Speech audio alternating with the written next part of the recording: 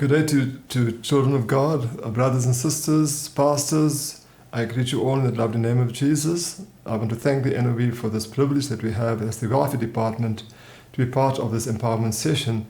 And I trust that I will challenge you, and at the same time you challenge me with questions that will follow after this presentation. I'm going to talk to you about, obviously, the alignment between welfare and the very important driver of community involvement. And what I have here is to talk about making a difference through community involvement.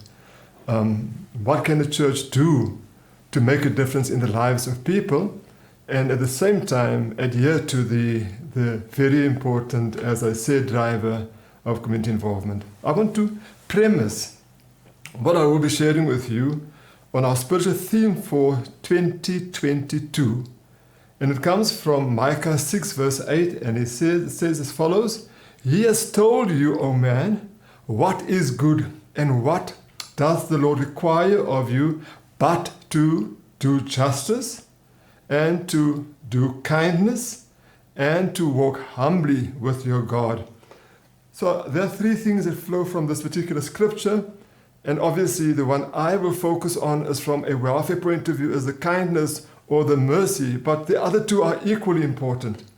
So doing justice, loving mercy, and walking humbly with God. So let's talk about justice, doing justice. So God tells us, instructs us to do justice. We have often defined justice by placing it in the judicial realm, talking more of justice from that point of view, but from our point of view as Christians, it's about creating a world where all people have equal opportunities to develop their gifts God has given to them. The second one is loving mercy.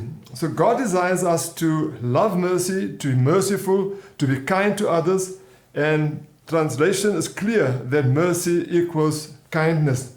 In terms of the referencing there is God's kindness towards us. So mercy we have received, and mercy we should give. God wanting us to be drawn to mercy by instructing us to have compassion for those. Even the child on the street begging for money, do we roll up our window, or do we roll down our window and ask the boy, why aren't you at school? Where's your parents? And engage them in that way. In hearing what God says, as one of my people, I hope you love mercy, for that is what you have received. And then the last one is walking humbly with God. It's clear what that instruction means, but because God wants us to invest in the world by being humble, even if we are children of God, not to look down upon the sinners, because we were sinners before and we are there through His grace. So I trust that you'll be challenged with that and just take that to heart, because that is our theme, our spiritual theme for this year. So allow me just to do a quick round of what are our present activities. Now, let me go back to the background. You see, the Executive Welfare Council of the AFM South Africa is a department of the church. It is the welfare ministry of the church. And although the department is there, every one of us have a responsibility in terms of looking after the orphans and the widows, people with disabilities. Clearly, that's important. So we were registered as an NPO, as a welfare council in 1938, and then later as an NPO. And our mission is to render relevant and accessible services to vulnerable persons and families in a changing South Africa. So there's a challenge, because things are changing as we talk. So Nelson Mandela says, there can be no keener revelation of a society's soul than the way it treats its children. And our focus obviously has to be on children, because they are the future. Our future. Without children, we don't have a future. So it's important for us to look after our children. Let's contextualize the discussion here today when we talk about the challenges that face us in South Africa. Firstly, we talk about poverty, high employment, and inequality issues around the economic situation in South Africa. So vital for us to see that, because despite the changes in government from one dispensation to a new dispensation, we still have poverty. Then crime is an issue involved, whether it's blue-collar crime or whether it's white-collar crime. Corruption is also a crime. Family breakdown. We have more and more of that happening, especially now with the COVID-19, where families are breaking up and our children are suffering as well. Vulnerable people like children, women, and older persons, people with disabilities, are the targets for violence, gender-based violence as such as well. And then obviously substance abuse and drug addiction and AIDS. Those are the challenges we have, and it's important for us to keep that in the back of our minds as we have this discussion about the role of the church in the community, especially the community surrounding the church. So South Africa is the missional context in which we demonstrate as a church, as a welfare department, part of the church, and committing ourselves to improve the lives of people in our own assemblies. I'll say this once again. Charity starts at home. We've got to look at the welfare of our own people that are a part of our assemblies. So allow me to introduce you to our governing board. Pastor Barend Peterson, who's now the deputy president. Vice chairperson is Pastor John Simons. Secretary is Pastor Trevor Herbert. Treasurer is Pastor Rudy Kursen. Now the general treasurer of our church. And the other members are Advocate Molly Malete, the only lady for now. I'm hoping that will change in the future. Pastors Bongani Mashobani, Lazarus Chauke, and Ezra Mbonambi. Those are the board members, and we as the staff members or management support them as non-voting members. Myself, Pastor Peter de Wit, and Pastor Bongi Naile. Right, so if we look at our income, our main sources are still government funding, fundraising activities, donations in kind and cash, corporate and individual donors. I must say a lot of it has dried up. So we are struggling a bit more than we have struggled in the past. In the past it led to a major crisis. Today we have still a shortfall and we are getting support from churches, but that can improve. We need to engage into a partnership where you see us doing the work on your behalf as well. So churches are playing a very important role. The assemblies, and many of them are anchor assemblies, and they meet a lot of our children's needs. Their involvement, their financial involvement play a very important part. And once again, thank you to them. And then other fees and rentals and sales that we also have also make up our income development. So let me then now talk about the work of the AFM welfare. Initially, there was a lot of focus on institutions.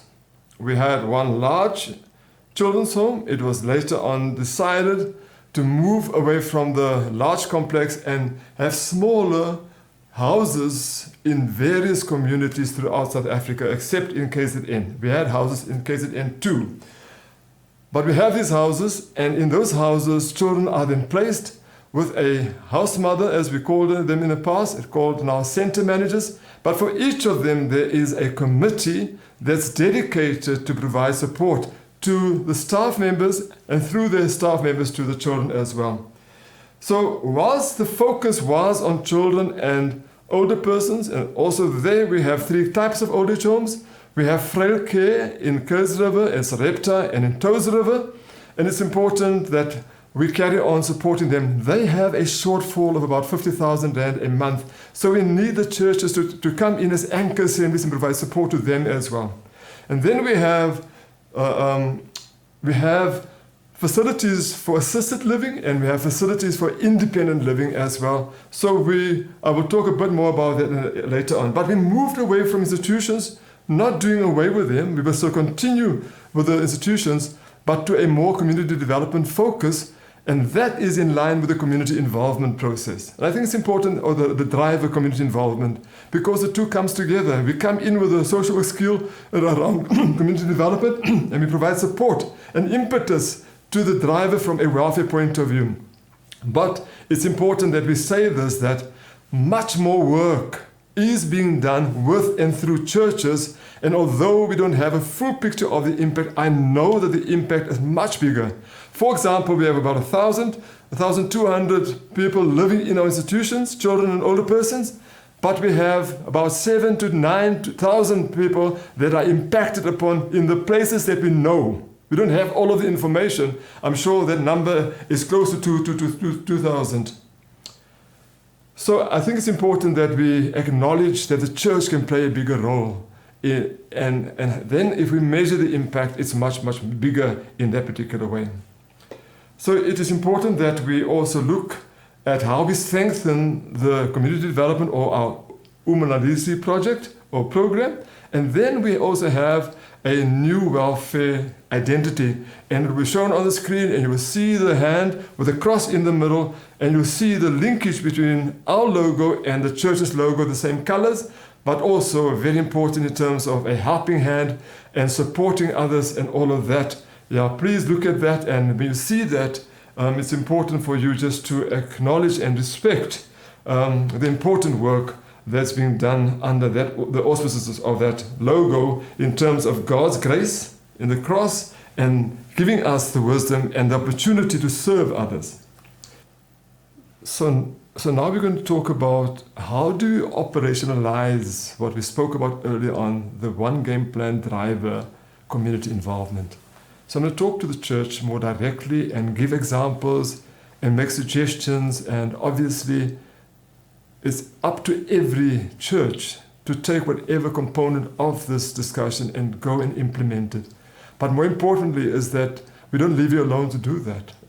We, as the welfare department, have the skills, we have the tools to help you to achieve whatever you want to achieve. What I will do now is to stimulate you, to make sure that you are stimulated in terms of taking examples from here and take it into practice. So let me use a broader theme around that we are using all the time, and that is making a bigger impact, making a difference in the lives of people in the community through and with, or with and through assemblies. The with part is ourselves partnering with you, and the work that you are doing supported by us, but also on your own, and you run with it in the community. And all we do is partner, and we like to get some reports on what you do so that we can measure the impact of the work that we are doing together. On the slide, you will now see that I have the one game plan, just to bring into context of the other 5 areas: discipleship, empowerment, economical involvement, community involvement, and governance. All 5 very important. But the one that stands out in terms of welfare, as I said earlier on, is community involvement. And then please go back to the values, go back to the scriptures, Matthew 28 verse 19, all those important components of the one game plan, so that you can see how that also is shown through community involvement going forward. So AFM assemblies are called to get involved in their communities, not only in their communities in terms of the positive side, the church side, because the church is a small community within a building, within a church. It represents the challenges and the problems that we've raised earlier on. So it's important for us as a church to understand and to be involved in dealing with the challenges of the local assembly. You see, pastors and leaders, youth leaders and Sunday school teachers need to know how to deal, for example, with child protection issues when a child is abused. If an older person is abused, it's important for them to know what to do, what are the resources, where do they go to, and we have provided information in the past, and we will continue to provide information as well. A lot of the assemblies are excited about getting involved because it's their community, they understand the community. They need to do a profiling of that particular community. How many older persons are there? How many people with disabilities are there? How many welfare organizations, so that they can partner with the schools, with the welfare departments, organizations, government, and so on, in making that change, so that we are not, although we are, in a true sense of the word, the community, there are other people doing work, so let's not reinvent the wheel. Let's work with those organizations and departments. We have the tools, the programs, and information, as I said, to support you. So let's give meaning now to the one AFM game plan driver.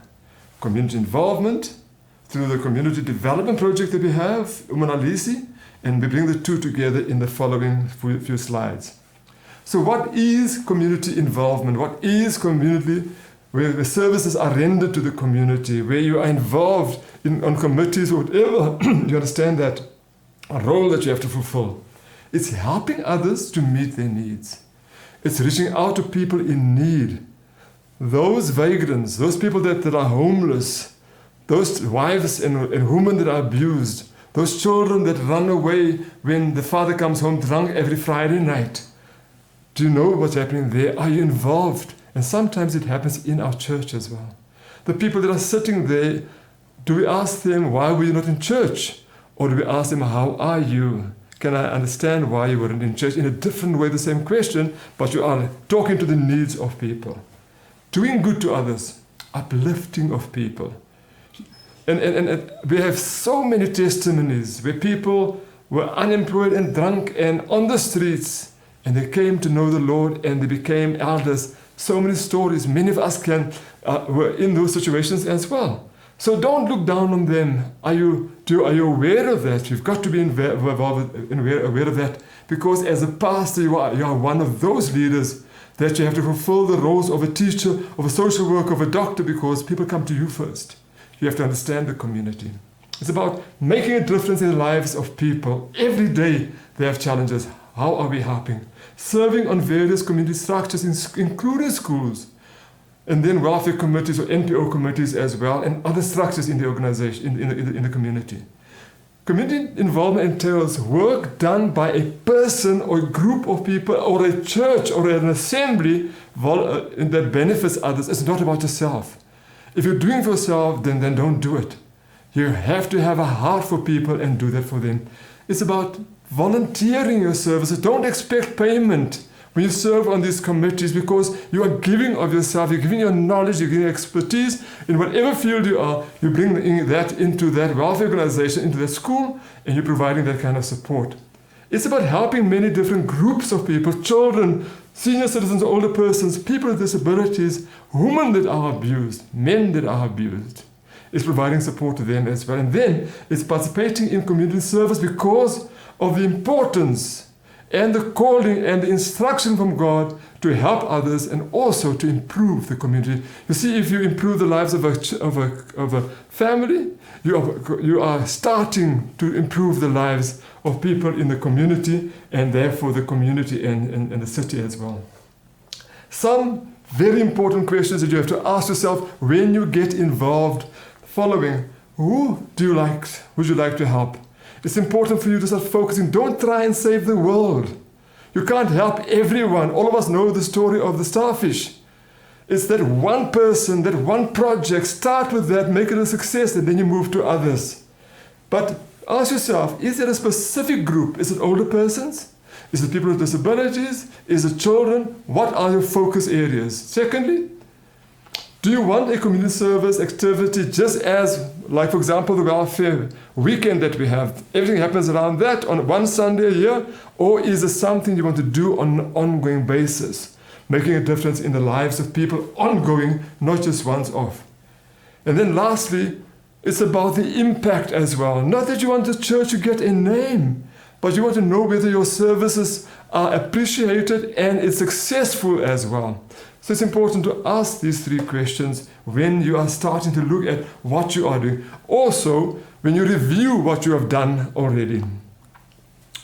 So what are the benefits? And it's important for us to understand that there are benefits for you as a church, for you as a group in the church, and for you as an individual as well. The first benefit is it gives you a way. It provides the opportunity for you to help others, to identify their needs and to understand the resources and to bring their needs with those resources, whether it's a child welfare organization, whether it's an old age home, whatever their needs are, or even SASA for that matter, because that's an important factor in the whole area of poverty alleviation. The other benefits are making a difference in the lives of others. We've dealt with that. Help improve your community, because it's a broader process, like I said earlier on. It often results in personal growth, your own growth, and the development, and you see the change in others. And that's why gardening is so important, because when you see how the plant grows, you appreciate your own garden. The same thing applies when you invest and you toil in the community, in those dirty streets where people are sleeping, and you go out there and you feed them, you go talk to them, and you encourage them to come to church. But don't do it for the sake of the church, only do it because You want God to talk through your life, your kindness to them as well. It also gives you a chance to gain new experiences and to live out your calling and your passion. So there's opportunity for you just to make a difference in that particular way.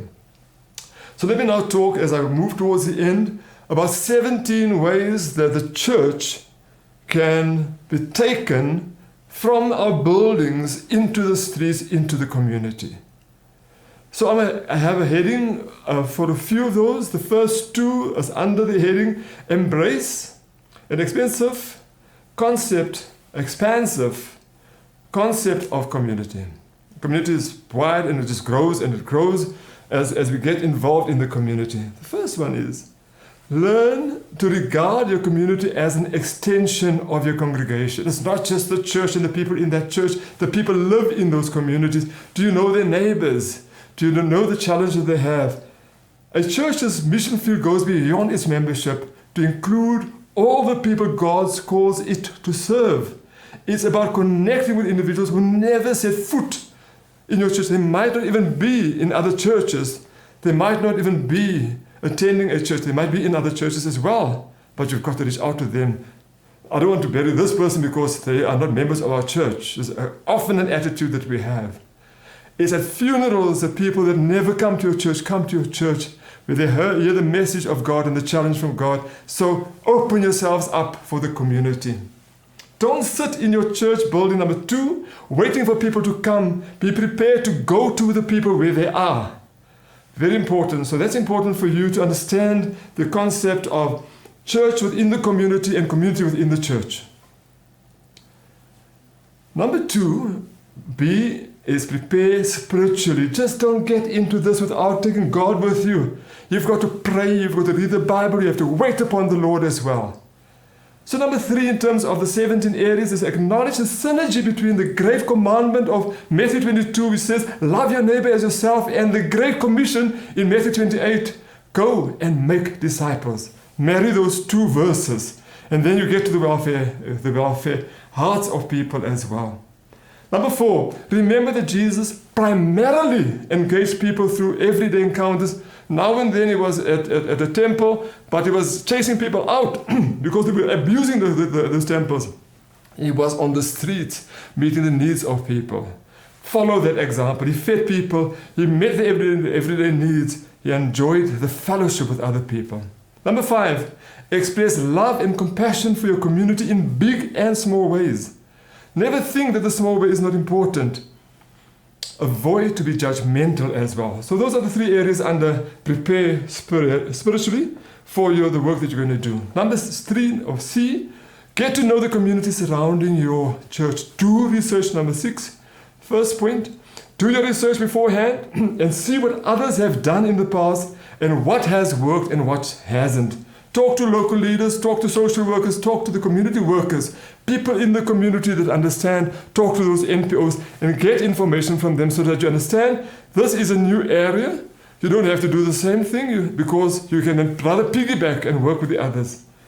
Review the demographic data from the public, from government structures, private and the different church structures, and don't assume the statistics alone will tell the whole story. You've got to go on the street and ask those questions yourself. Number 8, which is part of that, getting to know the community. Get out in your community, walk the streets, map the area, record your observations, and note how the community is changing. Number 9, assess the community needs. What are the needs of your context in the small area? But how does the bigger community impact on your area of work around your church, your assembly? Who are your neighbors? Do you support your neighbors? Because remember, as a church, you are in a community and there are people living around you that are not in your church. How do you support them? Do you know their needs and are you talking to them? And how can you serve them is a very important question. D, very important, listen and learn. Number 10, in terms of 17 points, interview residents in the community. When you now go out and you find out, sit in a park, go to a restaurant, a coffee shop, and ask questions like, what are your challenges? What are your hopes? What are you longing for this community? In one of the communities where I serve, where I am part of a church in Easterus, so many of the buildings have been broken down. So many of things that kept the young people busy, those things are no longer there. And it's important to talk to people and understand, what can you do to make a difference in their lives? How can you keep your young people busy? Just one very good idea is to have an after-school care center at your church, where you can do 4 things. You can give them a safe space, you can give them some food, you can give them some time for homework, and also some recreation time. Easy as that. All you need is a person like a teacher that has been retired, and start a group of young people and keep them safe. Many of them are just in the streets because their parents are working. Get to know, number 11, the major government officials. They are people with tremendous influence. Then number E says, you've got to build relationships. In anything that you do, in families, in churches, it's about relationships. So build authentic relationships is E. Number 12, strive to make a meaningful engagement with others. Number 13, make sure that you are reaching out to people for the right reasons. If your motive is to get more people in your church, people will see right through you. It must be about their needs, supporting them. They will then come automatically, not for you to even invite them to come. But even if they don't come, your church is now much broader. It's not just the church building, it's the community. Collaborate, I said that earlier, with others that are also passionate about the community. Don't reinvent the wheel, number 15, if you can partner with another church, another organization in serving the community. They will come back and support you. You go out and support them as well. Number 16, challenge each church group with an inside focus to find a way to become involved with the community outside the church. So I'm talking about your existing ministries. So F is turn your existing ministries around. They must now be outward and not just inward. So your choir might want to go sing at the old age home. Your youth group might organize a sports day at the children's home. Your board can sponsor a neighborhood cleanup. Easy things to do that you can just take out to the community. Number 17, build relationships with those taking part in existing programs that serve the community, such as a literacy class, food pantries, clothing bank users, daycare facilities. In that particular way, you are bringing resources to your own church, because there are people in there that need to those ones as well. So please work in the community, integrate yourself in the community. So that's number 17, and those are some things that you can take to the community. So what is community development? Because I want to bring the link, and in closure I want to say community development seeks the empowerment of the local communities, taken to mean both geographical communities, communities of interest or identity, and communities organizing around specific topics. Now, you can see what we're talking about in community involvement, you are finding in community development, and therefore the two must get together, and that's where we can help you as well. So we are here to serve as the AFM department, and we've now taken some things that the church is already doing under 5 important areas, namely child protection and family strengthening, care of and the protection of older persons and persons with disabilities, number 2. Number 3 is social health services. Number 4, social education, schools, ECD, and then social economic. Let me just give you a few examples very quickly around children. It's children's groups, it's shelters, it's child and youth care centers, it's foster homes. I spoke about the after school center and drop-in centers, although that falls under the Department of Education or the education one.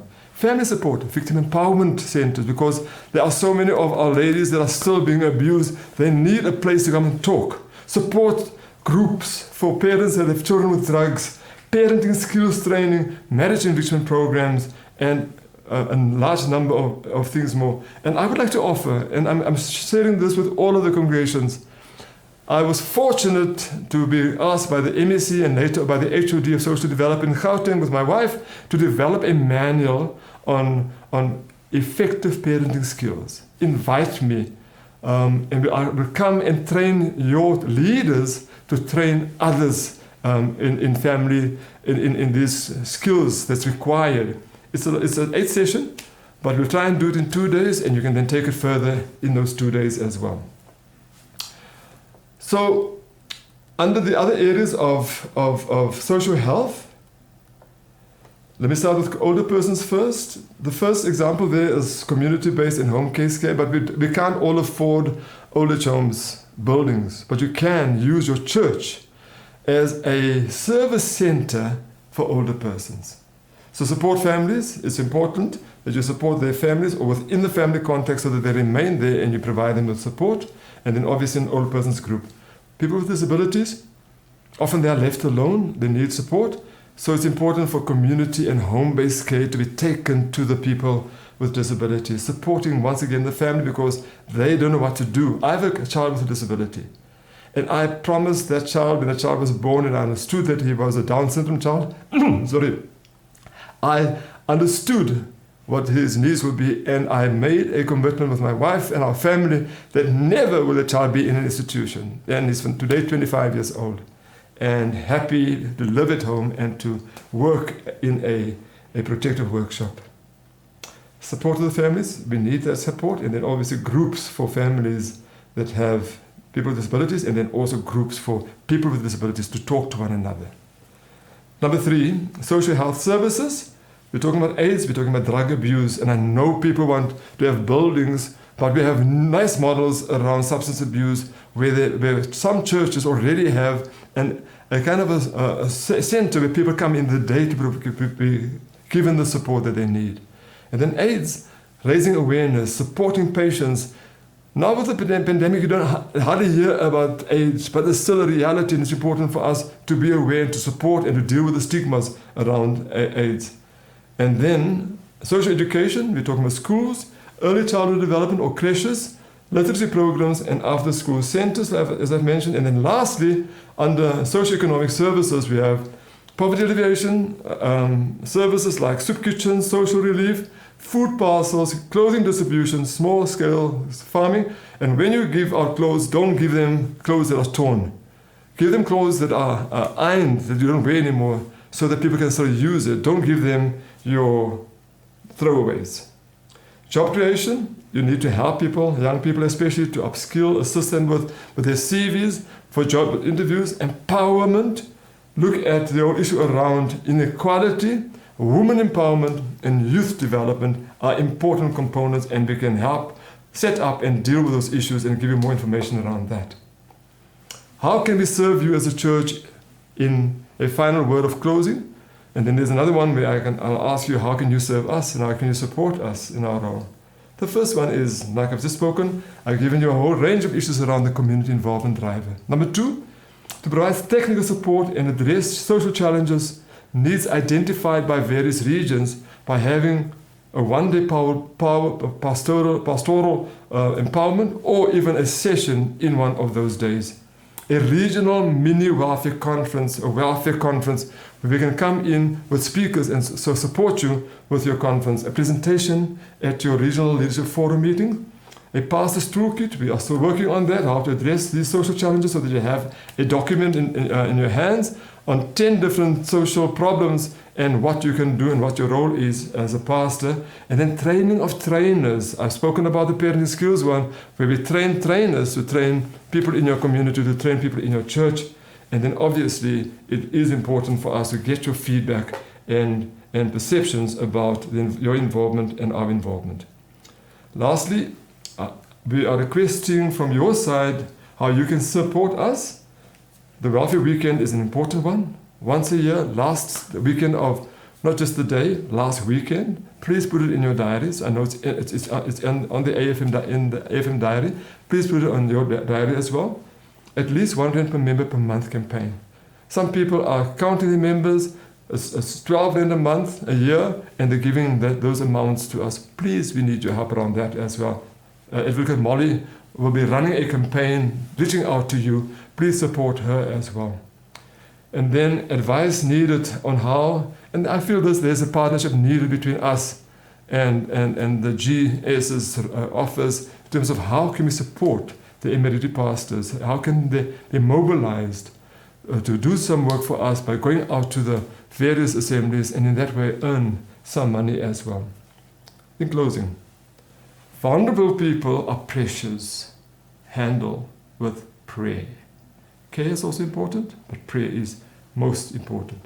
I thank you. My contact details are on the screen. It's Ashley Theron, 083-825-9699. And my email address is very straightforward. It's ashleyti, it's on the screen, at afmwelfare.org.za. God bless you. And now it's time for us just to engage with one another in terms of what questions you have, so that I can respond to those or come back to you with the answers and the responses. Thank you so much.